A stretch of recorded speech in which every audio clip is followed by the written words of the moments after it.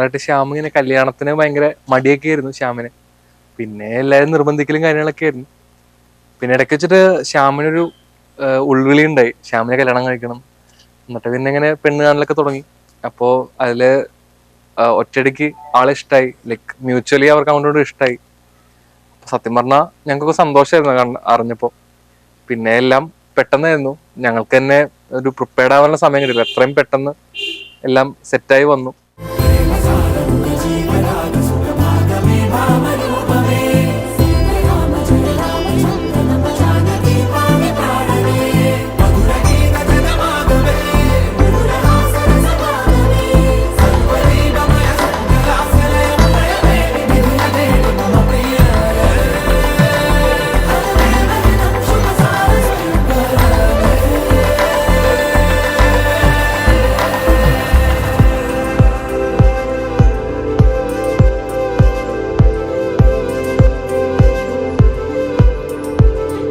വാനമഴയെ പാതിമരമേ തേടുമരികാരെ ജാലമേ നീ.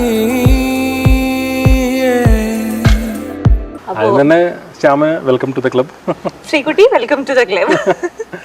എനിക്ക് തോന്നുന്നു രണ്ടുപേരും നല്ല മാച്ചാണ്. ശ്യാമാണെങ്കിൽ അധികം സംസാരിക്കില്ല, ശ്രീകുട്ടി എനിക്ക് തോന്നുന്നു നല്ലോണം സംസാരിക്കും. കറക്റ്റ് മാച്ചാണെന്ന് തോന്നുന്നു രണ്ടുപേരും.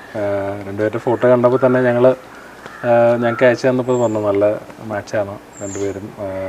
സംസാരിച്ചപ്പോൾ ശ്രീകുട്ടിയായിട്ട് ഞാൻ അധികം സംസാരിച്ചിട്ടില്ല ഇവിടെ വന്നിട്ട്, തിരക്കും കാര്യങ്ങളായിട്ട്. പക്ഷേ ഒരു തവണ സംസാരിച്ചപ്പോൾ തന്നെ വളരെ കൂടുതൽ കുറേ കാലമായിട്ടുള്ള പരിചയം പോലെ ആയിരുന്നു അല്ലേ ശ്രീകുട്ടിയായിട്ട് സംസാരിക്കുന്നു.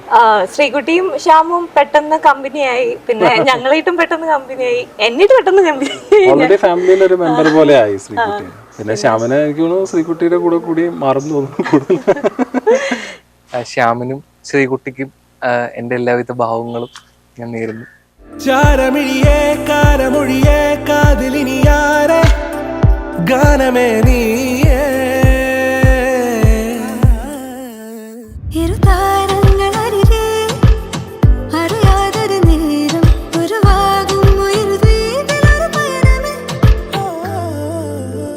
ഏഴുനിറമേകും മാനം നാമിഴ തീർത്തൊരു മായാലോകം, പൂനിലവ് കവരും തീരം നാമറിയുന്നവിട.